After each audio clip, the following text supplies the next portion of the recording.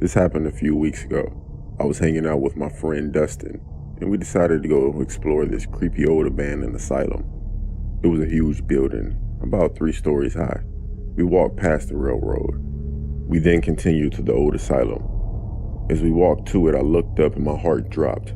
From the 3rd story window, I could see someone looking down at me and Justin. I stopped and he asked me what was wrong. I told him to look up in that window on the right. He looked up and saw it too.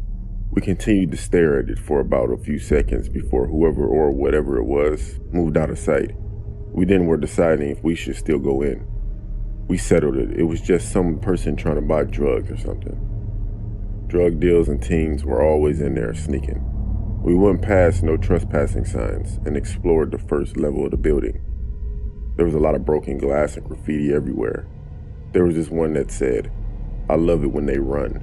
Don't get me wrong, that was kind of creepy, but obviously done as a joke. So we made it up to the 2nd floor, and basically the same thing there, except for an old elevator shaft that was cracked slightly open. Dustin turned his flashlight on and put it in the elevator.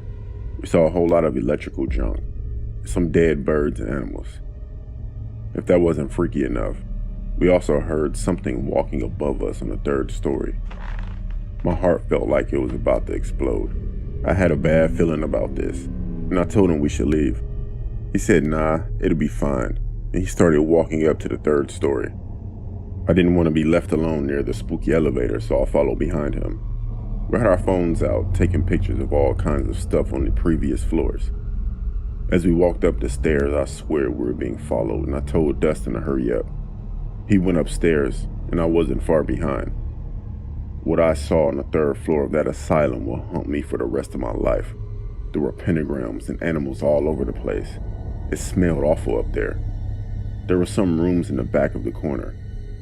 Keep in mind, this is the floor we saw that thing looking down at us from. We heard what sounded like whispers coming from the middle room. We got our phones out and started taking pictures of it. After I got about 2 or 3 pics, I saw a figure step out of the room. My heart was beating so hard I swear it had come through my chest. It was the same person that was looking from the window. Me and Dustin were freaking out, but we didn't dare move. About 10 seconds of staring, and it started sprinting at us screaming. I took off in a sprint down the stairs, almost dropping my phone. I ran and jumped out of the 2-story window and landed in some brush. I got up and ran some more before crouching behind some old shed. Then it hit me. Dustin was still in there. I hadn't even noticed him when I ran down the stairs. I texted him and asked him where he was, but didn't reply. I sat crouched behind that shed for about 3 minutes before I saw Justin sprinting out of that house. I jumped from behind the shed and called his name. He saw me and screamed, "Run." He looked behind him. Then I looked behind him. He was being chased by 2 people. I took off down the road, heading for the railroad. Dustin caught up with me, and we didn't stop until we made it to the tracks. We jumped in a ditch beside the railroad and looked up to see the 2 people standing at the door of the asylum. They were watching us, but then turned and walked back inside. We ran up to the local burger place and sat down at a booth. Out of breath, we ordered some Sprite and fries. While waiting for food, I asked him what happened after I ran. He said the guy chased him, and he ran down the stairs and saw me jump out of the window, and he ran to the elevator, where he found a small space behind some boxes to hide behind. He said after he sat there for a bit, the guy came down the stairs with another person. They were watching to see where we went. Then his phone went off because I texted him. He said they looked his direction and saw him. They didn't chase him down the stairs and out the door.